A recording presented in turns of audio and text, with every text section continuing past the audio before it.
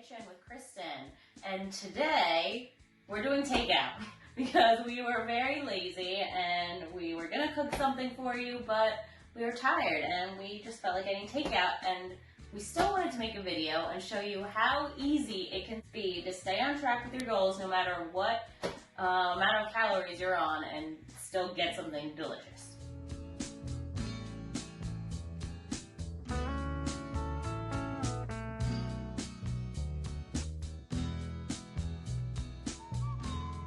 And then Jordan always gets the house special wonton soup.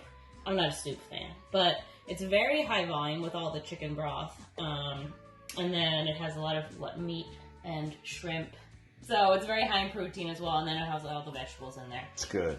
So again, high volume, lower in calorie. So Chinese can be very easy to make fit into your daily budget. Have a good one.